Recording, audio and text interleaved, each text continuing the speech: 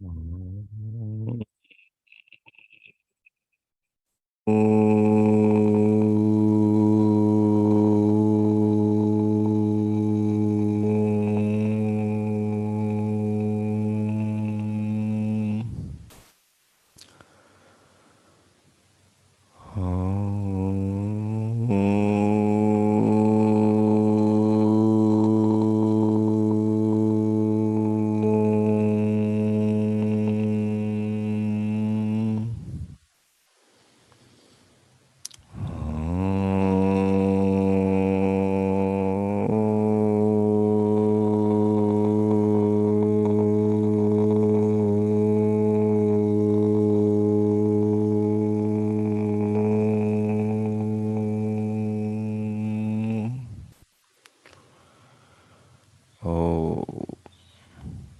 वैदिकी अमृत ध्यान साधना प्रभात सत्संग में आप सभी साधक साधिकाओं का, उपासक उपासिकाओं का हार्दिक स्वागत।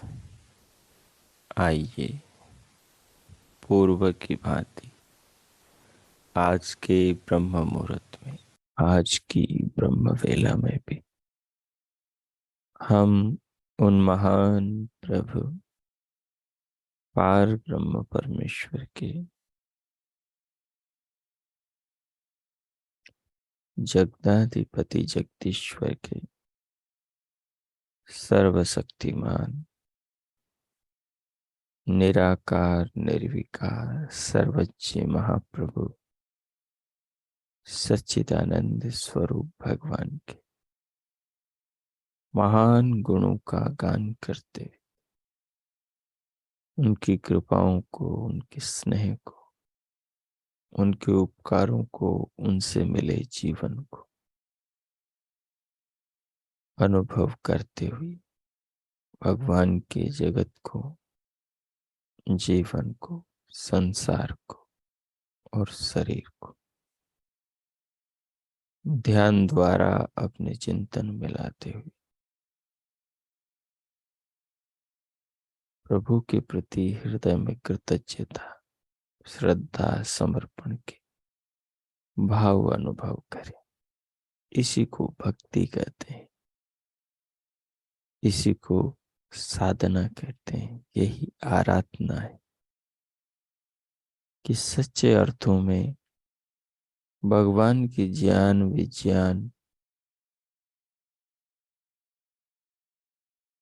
उनके बनाए पदार्थों का अनुभव, इन सब चीजों को साक्षात अनुभव करते हुए जो उनके प्रति हृदय में जो भक्त के भीतर आस्था के भाव उठते हैं, वही सच्ची भक्ति है। जब भक्त का हृदय, उसका अंतःकरण भगवान के ज्ञान विज्ञान और उनके कार्यों के रहस्य से रूबरू होता है, तो फिर भक्त का जीवन भी भगवान के ज्ञान विज्ञान के अनुरूप होता है। तब परमात्मा की कृपाओं का भक्त के जीवन पर वर्षा के रूप में प्रभाव आने लगता है और उसके जीवन में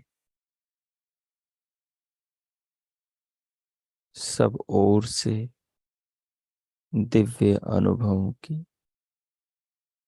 झड़ी लग जाती। जिधर देखें उधर जिस वस्तु को उठाएं, उस वस्तु में सब और परमात्मा की व्यवस्था, परमात्मा के नियम, परमात्मा का सृजन, परमात्मा के चमत्कार प्रतीत होते। भगवान संपूर्ण संसार के कण कण में अपनी व्यवस्था और नियमों से निरंतर सब प्राणियों के कल्याण के लिए कार्यरत है। सो आइए उन महान प्रभु को अपने जीवन में अनुभव करें। उन महान प्रभु ने जो उपकार हम पर ये शरीर देकर किया और निरंतर अपनी व्यवस्था से इस शरीर के लिए नाना प्रकार की व्यवस्थाएं कर रहे हैं, इसको जीवित, इसको जीवन देने के लिए। तो हम अनुभव करें अपने शरीर को, जो परमात्मा की सर्वोत्तम कृति है, और अनुभव करें इस शरीर के भीतर की व्यवस्थाओं को, जो प्रतिपल परमात्मा के द्वारा हो रही हैं।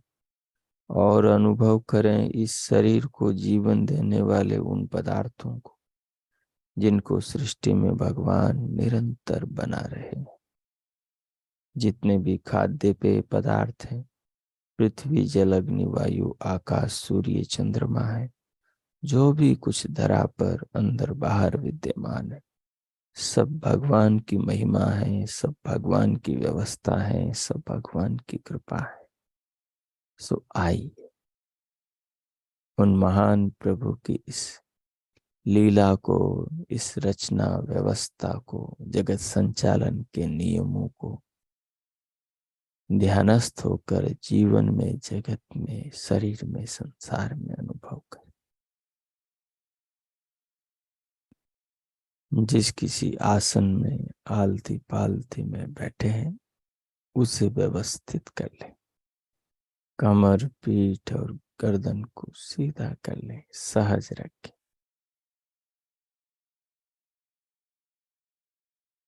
तदुपरांत दोनों हथेलियों को गोद में रख लें, नेत्रों को बंद कर लें।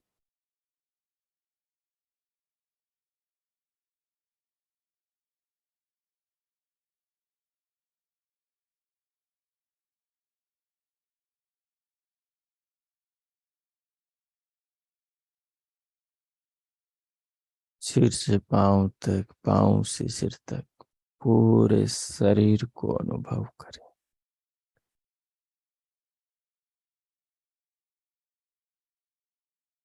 दोनों कानों में मन को लगाकर अंदर बाहर सब ओर से सुनाई दे रहे दिव्य नाद को सुनो। आपके घर में यदि किसी प्रकार का शोर नहीं, तो ये दिव्य ध्वनि आपको स्वतः ही सुनाई देने लगी। दिव्य नाद को सुनते हुए, पूरी देह को अनुभव करते हुए, नेत्रों को बंद रखते हुए और पलकों को सहज रखते हुए, अंग प्रत्यंगों को, सबको शिथिल, सबको ढीला अपने हाल पर छोड़ते हुए, किसी अंग प्रत्यंग की मांसपेशी पर खिंचाव, भिचाव, अकड़न जकड़न न बनाते हुए, सहज पूरे शरीर को सीधा अनुभव करते हुए, अब बाहर से भीतर आने वाली श्वास को अनुभव करें। उसे धीरे धीरे भीतर लेते हुए अनुभव करें। अनुभूति को महसूस करें।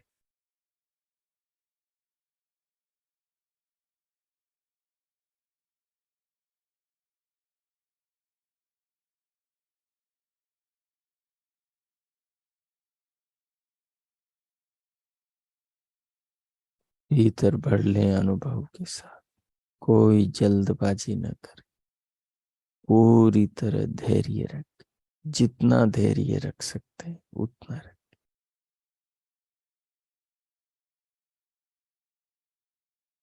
बिना धैर्य के ध्यान नहीं होता, और बिना ज्ञान के भी ध्यान नहीं होता, और बिना ध्यान की ज्ञान पक्का नहीं होता। इसलिए धैर्य सबसे बड़ी वस्तु है। साधना के क्षेत्र में और ध्यान के क्षेत्र में आप धैर्य रखेंगे तो आपका मन, आपका मस्तिष्क, आपका चित्त सब शांत रहे। फिर एक एक क्षण का शरीर के भीतर की हर हरकत का आपको अनुभव होने लगेगा, पर धैर्य रखना है। शरीर में श्वास को भर लिया, श्वास भर गई, अनुभूति हो रही है, श्वास को रोकें, नाद को सुनते रहे। अब अपने मन को भ्रुकुटी में दोनों भौरों के मध्य ले जाएं और अंदर से अंतर चक्षु खोलें, अर्थात अंदर ही अंदर भ्रुकुटी की ओर देखें। देखने की दृष्टि को वहीं से थोड़ा ब्रह्मरंध्र की ओर भी घुमा दे, ऊपर सीधे कपाल की ओर। अंदर से क्या दिखाई देता है, जो दिखाई देता है उसे दिखने दे, चिंता न कर। अब अंदर के प्रश्वास को धीरे धीरे फिर बाहर छोड़ दे, अनुभव के साथ बाहर छोड़ दे। बाहर निकाल करके सहज होकर फिर धीरे धीरे वापस भीतर ले,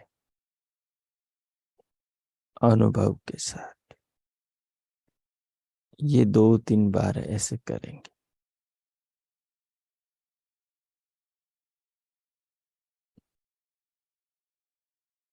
कीजिए। अभी सोचना कुछ नहीं, केवल अनुभव कीजिए। दिव्यनाद को, दिव्य प्रकाश को, श्वास के आवागमन को और इन सब को अनुभव करने वाले स्वयं को अनुभव करें।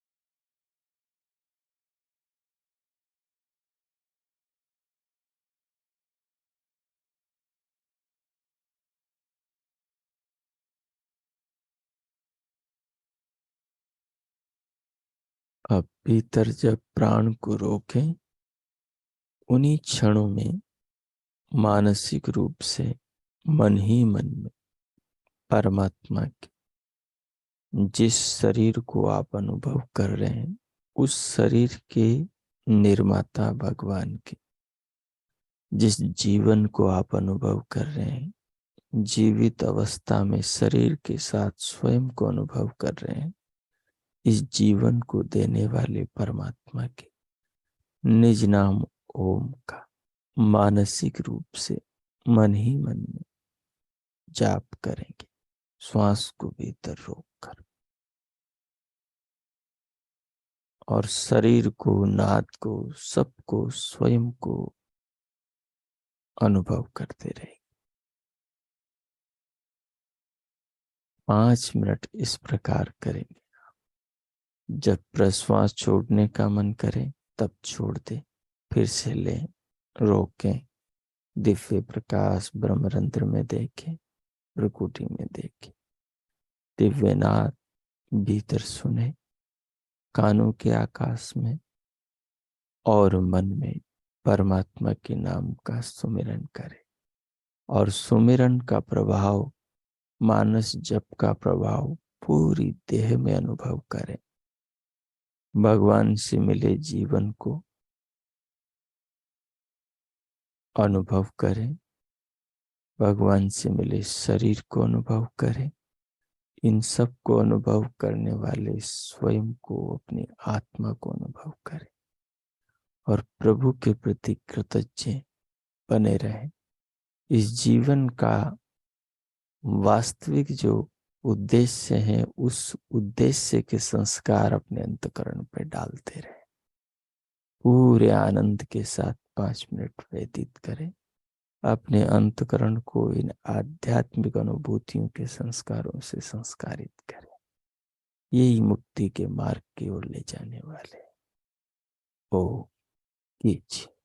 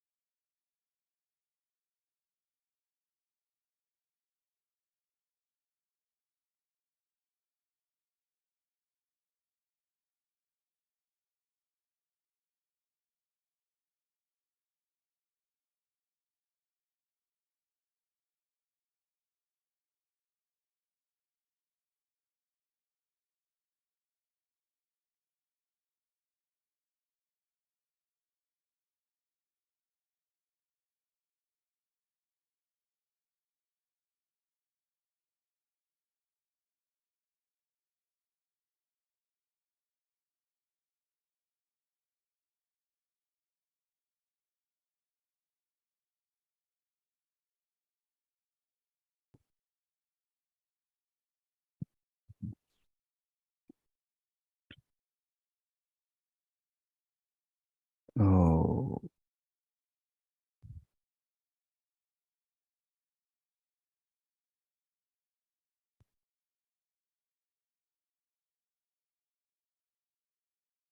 इस प्रकार प्रभु के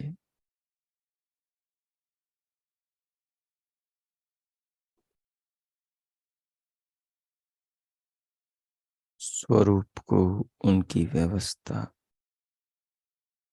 उनके उपकारों को, उनसे मिले जीवन को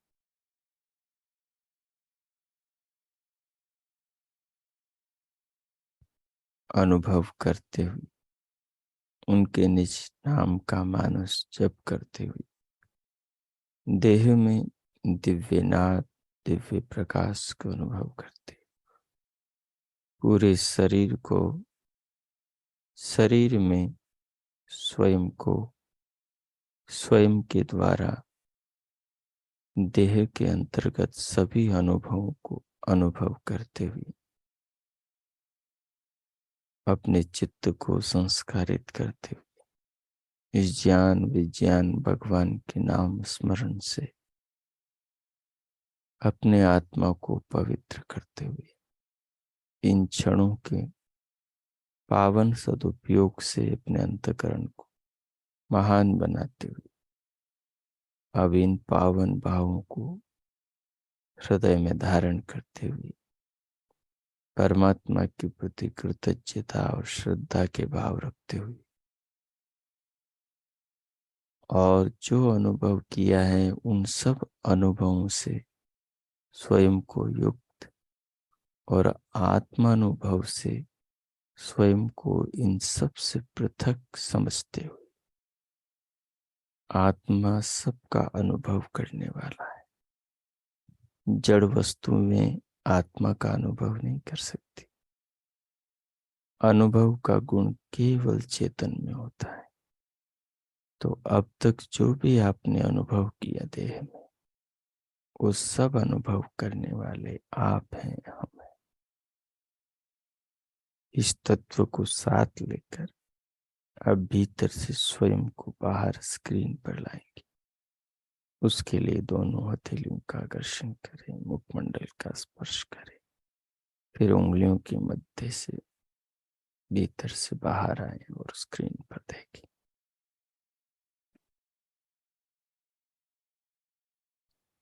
आओ,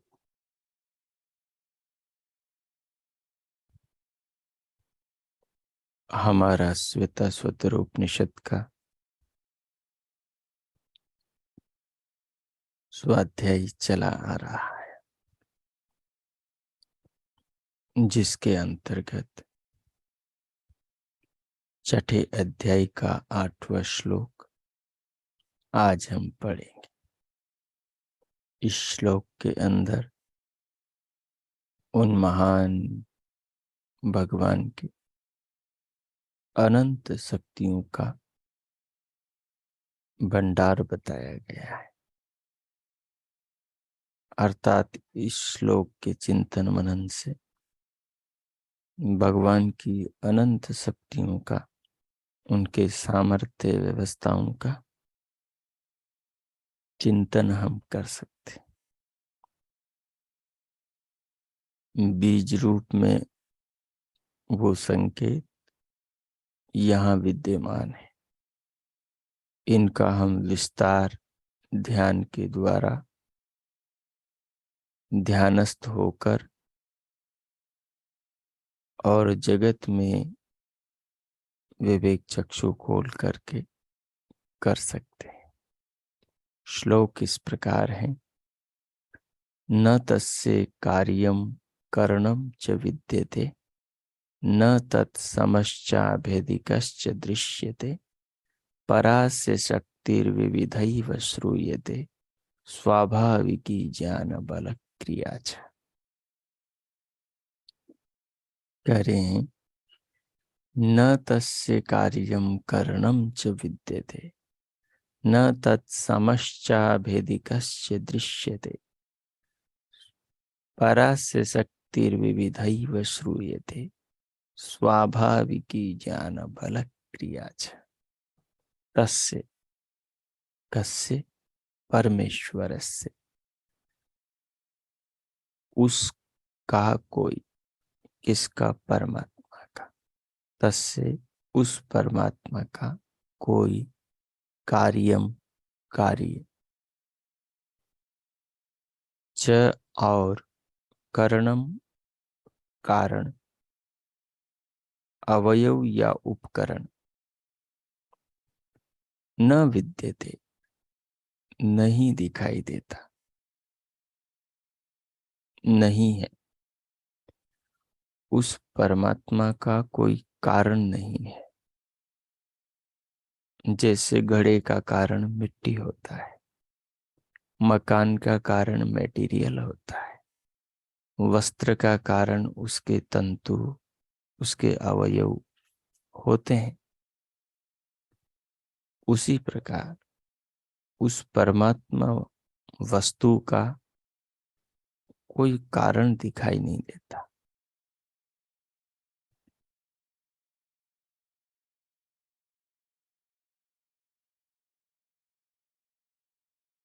और कहा कार्यम,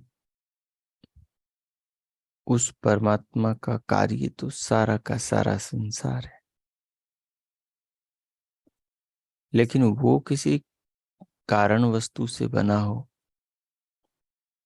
और वो कार्य रूप में दिखाई देता हो, ऐसा नहीं है।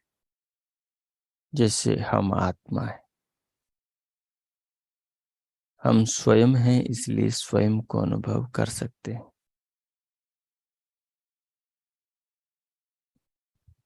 लेकिन अपने आप को हम अनुभव करके एक बात जांच सकते हैं कि हमारा कोई कारण नहीं है,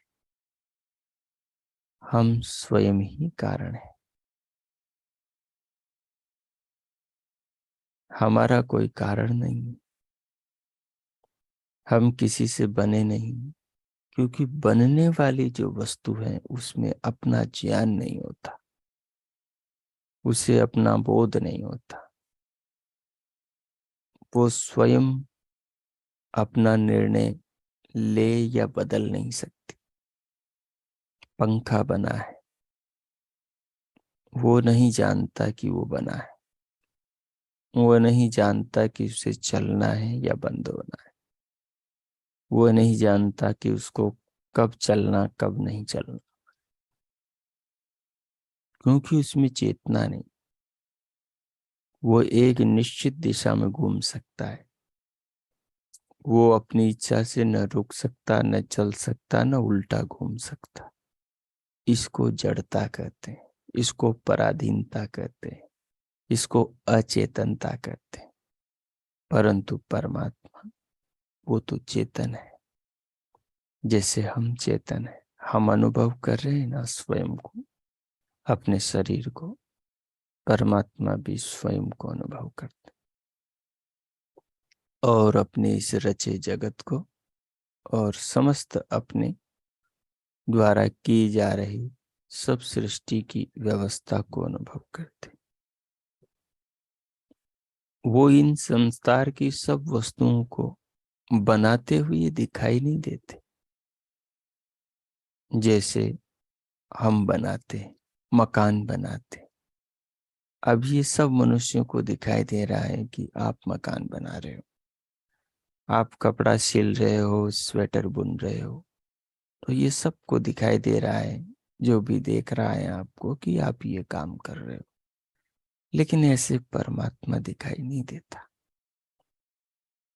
जैसे माँ के गर्भ में बच्चा बन रहा है, जैसे मनुष्य मात्र प्राणी मात्र के शरीर में खाए पिए अन्न से रस बन रहा है, रस से रक्त बन रहा है, रक्त से मांस मज्जा अस्थि में शुक्र शोणित बन रहा है, उससे तेज ओज बन रहा है। लेकिन ये सब बन रहा है, लेकिन ये आंखों से दिखाई नहीं दे रहा, बन रहा, बनता हुआ। वृक्षों, पेड़ पौधों में ऑक्सीजन बन रही है, वो ऑक्सीजन छोड़ रहे हैं और वो कार्बन डाइऑक्साइड को ले रहे हैं, लेकिन ये दिखाई नहीं दे रहा कि ये कार्य हो कैसे रहा है। पृथ्वी निराधार अंतरिक्ष में टिकी हुई है, घूम रही है, खुद के वजन को लेकर, हम सबके बोझ को लेकर घूम रही है। पानी के बड़े बड़े समुद्रों को, सागरों को लेकर, ऊंचे ऊंचे पहाड़ पर्वतों को लेकर घूम रही है। अनंत प्राणियों को, देहधारियों को धारण करके घूम रही है। पर ये घूम कैसे रही है? खाली आकाश में कैसे घूम रही है? पक्षी उड़ता है तो पंखों से जोर लगाता है, हवा की दाब से ऊपर उठता है, पंखों से हवा को नीचे धकेलता है तो वो ऊपर उठता है। लेकिन पृथ्वी के पास कौन से पंख हैं? वायुयान उड़ता है तो उसमें डीजल पेट्रोल की जरूरत होती है, उसमें उसकी गैस डाली जाती। लेकिन लेकिन ये पृथ्वी हम सबको धारण कर रही है, तो इसमें कौन सा क्या ईंधन डाला जा रहा है? कहीं कुछ दिखाई नहीं दे रहा। मंगल ग्रह पर हमारे वैज्ञानिक गए हैं और उन्होंने यंत्र छोड़े, लेकिन मंगल किस पर टिका हुआ है? अनंत अंतरिक्ष के अंदर भ्रमण कर रहा है, अपने अक्ष, अपनी परिधि में कार्य हो रहा है। लेकिन इस कार्य को करता हुआ वो हाथों से दिखाई नहीं दे रहा, क्योंकि वो निराकार है, उसे देखा जा नहीं सकता। बच्चे का शरीर गर्भ में बनता है, यंत्र लगाकर गर्भ में देखोगे तो शरीर बनाता हुआ तो दिखाई नहीं देगा, शरीर बनता हुआ दिखाई देगा। तो न तस्य कार्यम करणम च विद्यते, उस परमात्मा को, संसार को बनाता हुआ आप नहीं देख सकते। और ये जो संसार का मूल कारण, मूल प्रकृति है, उसे भी इन चर्म चक्षुओं से देखा नहीं जा सकता। परमात्मा बना ही नहीं है, इसलिए उसको कार्य रूप में नहीं देख सकते। और परमात्मा का कोई कारण ही नहीं है, उपादान ही नहीं है, उसे भी हम नहीं देख सकते। जब है ही नहीं तो देखेंगे क्या? मनुष्य बना है, आत्मा नहीं बना है, परंतु शरीर बना है, तो हम शरीर रूपी कार्य को देख रहे हैं, लेकिन इसके कर्ता को, इस शरीर को बनाते हुए नहीं देख रहे, क्योंकि वो अगोचर है। शरीर को धारण करने वाला आत्मा भी अगोचर है, परंतु शरीर दिखाई दे रहा है, शरीर गोचर है। जो दृश्यमान वस्तु है वो दिखाई देती है, उसका कार्य दिखाई दे रहा है। एक बस है जिसमें सवारियां बैठी हैं, तो बस लेकर सवारियों को दूसरी जगह जा रही है। ये बस का, ट्रेन का, वायुयान का, जहाज का कार्य दिखाई दे रहा है। एक आदमी अपने हाथ से किसी बुभुक्षित को भोजन खिला रहा है, ये हम देख रहे हैं। एक हाथ दूसरे के मुख को भोजन करा, दूसरे व्यक्ति को भोजन करा रहा है। माँ बच्चे को दूध पिला रही है। देख रहे हैं जड़ वस्तुओं को, शरीरों को देख रहे हैं, हाथों को, पाँव को, सिर को, पूरी देह को देख रहे हैं, परंतु आत्मा को नहीं देख रहे। आत्मा दिखेगा भी नहीं। तो ये कार्य रूप जो शरीर है, ये तो दिखाई दे रहा है। कार्य रूप शरीर से जो कार्य हो रहा है वो तो दिखाई दे रहा है, लेकिन इस कार्य के पीछे जो कर्ता छिपा हुआ है वो दिखाई नहीं दे रहा। न तत्समश्चा भेदिकश्च दृश्यते। और तत्समः उस जैसा, तत्समः उस जैसा, या अधिक, तत्समश्च अधिक, या उससे अधिक बढ़कर कोई भी न अभिदृश्यते, न नहीं, अभी सब और दृश्यते दिखाई देता। उससे बढ़कर सब और आगे पीछे, ऊपर नीचे, आगे पीछे, अंदर बाहर कोई दिखाई नहीं देता इन चर्म चक्षुओं से। उसके कार्य तो बनी हुई वस्तुएं तो दिखाई देती है, लेकिन वो बनाता हुआ दिखाई नहीं देता, करता हुआ दिखाई नहीं देता। उसका कोई कारण नहीं है, कारण नहीं है, उपकरण नहीं है जो दिखाई देता हो। जैसे हमारे उपकरण हमारे हाथ हैं, हमारे उपकरण हमारे पांव हैं, हमारा उपकरण हमारा दिमाग है, और ये सबको हाथ दिखाई दे रहे हैं, पांव दिखाई दे रहे हैं, लेकिन परमात्मा के कारण न विद्यते, वो दिखाई नहीं देते, और उसके हमारे जैसे उपकरण है भी नहीं, तो दिखाई कैसे देंगे? हमारे जैसे हाथ पांव उसके है ही नहीं, तो दिखाई कैसे देंगे? वो कार्य वस्तु नहीं है, बनी हुई वस्तु है ही नहीं। पंखा बना है वो दिखाई देता है, मनुष्य का शरीर बना है वो दिखाई देता है, परमात्मा बना नहीं है।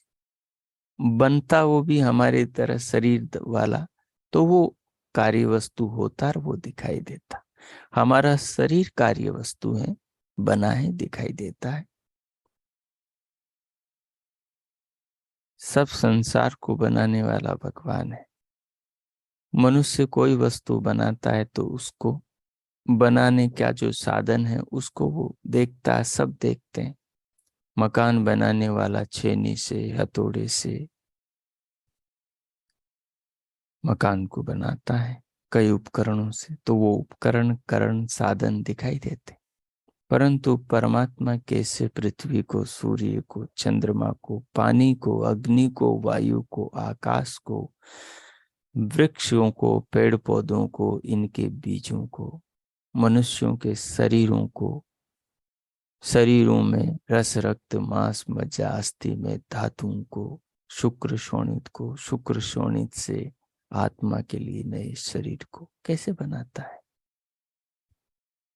कैसे शब्दों को बनाता है, कैसे तरंगों को बनाता है, कैसे आंखों को बनाता है, आंखों से दिखने वाले रूपों की तरंगों को, चित्त में वृत्तियों को बनाता है, कैसे वृत्तियों से आत्मा को जनाता है। इसके बनाने के साधन, कारण अनुपलब्ध, दिखाई नहीं देते। उसके पास कहीं कोई छेनी हथौड़ा नहीं जिससे उसने किसी चीज को बनाया हो, तो उसके कारण दिखाई नहीं देते, उसका कार्य दिखाई नहीं देता। वो कार्य, उसका कार्य दिखाई देता है, कार्य करता हुआ दिखाई नहीं देता, क्योंकि एक तो वो कार्य नहीं है, दूसरा उसके कारण उसकी शक्तियां हैं, उसके संकल्प मात्र से सब होता है। इसी तत्व को आगे बता रहे। तो उसको कार्य करता हुआ लोहार की तरह, कुम्हार की तरह, मकान बनाने वाले कारीगर की तरह कोई नहीं देख सकता, और नहीं उसके उपकरण हैं जिन्हें कोई देख सकता है। तो न अभिदृश्यते, वो परमात्मा संसार में कहीं दिखाई नहीं देता, क्योंकि उसे चर्म चक्षुओं से देखा नहीं जा सकता। अस्य शक्ति परा, उसकी शक्ति, परमात्मा की जो शक्तियां हैं, सर्वोपरि, सर्वोपरि, सबसे ऊपर, सबसे अधिक, सबसे महान है। विविधा एव श्रूयते, उस भगवान की शक्तियों का श्रवण शास्त्रों के द्वारा साक्षात्कार करता ऋषियों के द्वारा सुना जाता है कि उसकी अनेक शक्तियां हैं और सर्वोपरि सर्वोत्तम शक्तियां हैं। सदा से ऐसा ही कहने सुनने में आ रहा है कि उसकी अनेक शक्तियां हैं और उसको ज्ञान बल क्रिया, ज्ञान बल और क्रिया, उसके संपूर्ण गुण कर्म और स्वभाव भी स्वाभाविक ही हैं, सदा से हैं और सदैव रहने वाले हैं। ज्ञान बल और क्रिया, ये तीन परमात्मा की विशेष शक्तियां हैं जो सदा उसके पास में रहती हैं। इनको हम देख नहीं सकते, लेकिन इसको हम अनुभव कर सकते हैं, क्योंकि परमात्मा की शक्तियों को और परमात्मा को हम बुद्धि से उसका अनुमान लगा सकते हैं। क्योंकि पृथ्वी से अधिक कोई शक्तिशाली शक्ति ही धारण कर सकती है। सूर्य को बना सूर्य से अधिक कोई शक्तिशाली ही उसे बना सकता है। संसार को रचना, संसार से अधिक कोई शक्तिशाली शक्ति ही संसार को रच सकती है। हम मनुष्यों से अधिक जिसके पास बुद्धि है, जिसके पास दिमाग है, जिसका ज्ञान विज्ञान है, वही संसार को बना सकता है, हमारे शरीरों को बना सकता है। तो परमात्मा जो सृष्टि की रचना करता है, सृष्टि का सृजन करता है, वो सृष्टि का सृजन मूल जो परमाणु है प्रकृति के सत्व रजतम, उनमें करता है। वहां से शुरुआत होती प्रलय के बाद। और कैसी शुरुआत होती है कि परमात्मा इच्छा करता है और प्रलय में जो समस्त परमाणु प्रकृति के सर्वत्र बिखरे हुए हैं, उस परमाणु के समुद्र में परमात्मा ज्ञान पूर्वक गति करता है, उनमें हलचल उत्पन्न करता है, अपने बल से उनको गति देता है और ज्ञान पूर्वक क्रिया करता है। तो परमात्मा की ज्ञान पूर्वक क्रिया और बल से जो परमाणु में गति उत्पन्न होती है, उससे फिर महतत्व, महतत्व से फिर चित्त, बुद्धि और अहंकार बनता है। अहंकार से फिर 11 इंद्रियां, मन, ज्ञानेन्द्रियां, कर्म इंद्रियां, पंच तन्मात्राएं बनती हैं, सूक्ष्म भूत बनते हैं। सूक्ष्म भूतों से, तन्मात्राओं से 5 स्थूल भूत और 5 स्थूल भूतों से सारी की सारी दुनिया अपनी व्यवस्था से परमात्मा बनाता है। इस संसार को बनता हुआ किसी मनुष्य ने नहीं देखा, नहीं कोई देख सकता है कि परमात्मा देखो लोहार की तरह, स्वर्णकार की तरह काम कर रहा है। बस संसार को देखेंगे आप आगे बढ़ता हुआ, बनता हुआ और जीवन को निरंतर अनुभव करता हुआ।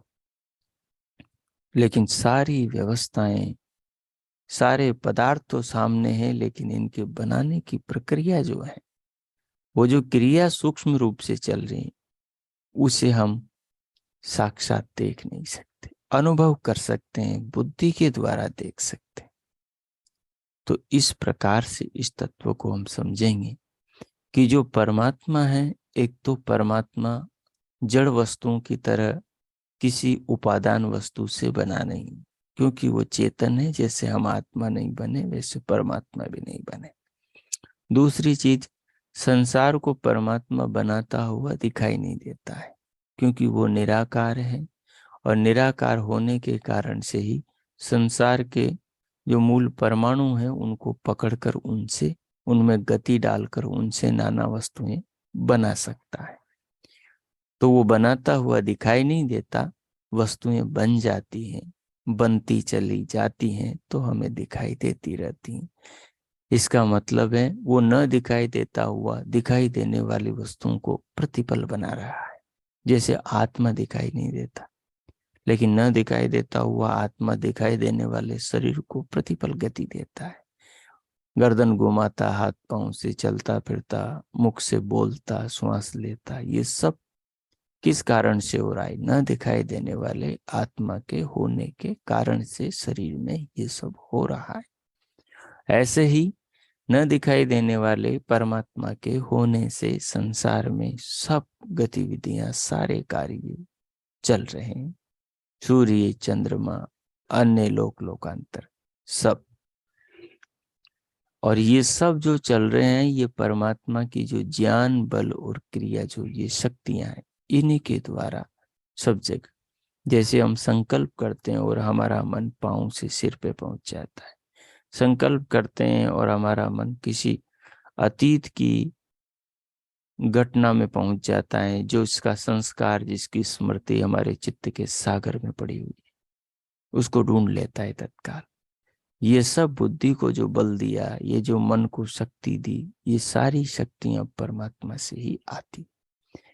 उसी के निर्माण में ऐसी कला है कि हमारे मन में ये शक्ति, योग्यता आ जाती है। और उसी के निर्माण में जो उसने ये शरीर और इसके भीतर अंतःकरण, चित्त बनाया, वो इस प्रकार से बनाया कि हमारी आत्मा इच्छा करती है और ये काम करने लगता है। तो ये सब उस परमात्मा की शक्तियां हैं। और ये शक्तियां कैसी? स्वाभाविक, स्वाभाविक रूप से संकल्प मात्र से काम करती। आगे कहा, विशेष उस महान कर्ता का कर्ता कोई नहीं, उसका निर्माता कोई नहीं। उस महान प्रशिक्षक कोई नहीं। उस महान परमात्मा का प्रशिक्षक यानी उसको सिखाने वाला, संसार कैसे बनाया जाता है, कोई नहीं। वो स्वयं ही सबका शिक्षक है। उसका प्रशिक्षक कोई नहीं, उसका प्रेरक कोई नहीं।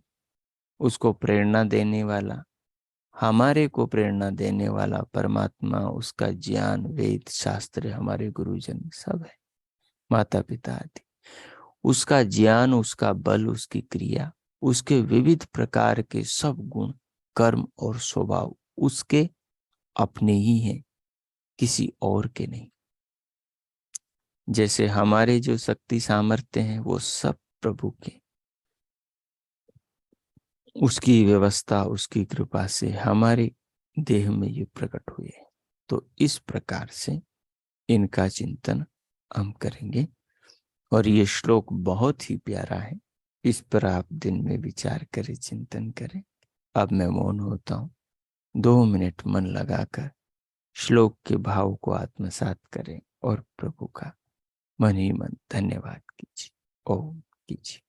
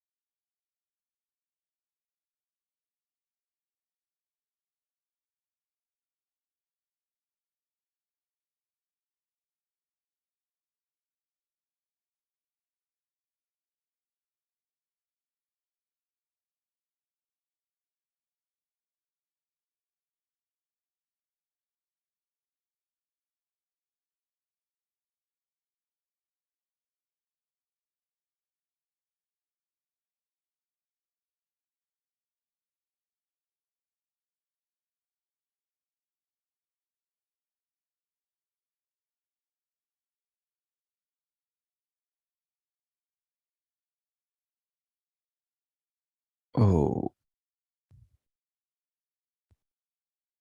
हो। इस प्रकार श्लोक के भाव को अनुभव करते हुए, समझते हुए, आत्मसात करते हुए, प्रभु का धन्यवाद करते हुए, उनके प्रति हृदय में आस्था, श्रद्धा, कृतज्ञता के भाव अनुभव करते हुए, अपने हृदय की भावनाओं को प्रभु को अर्पण करते हुए, अब स्वयं को भगवान के इस भाव में रखते हुए आप शांति पाठ करेंगे। ओम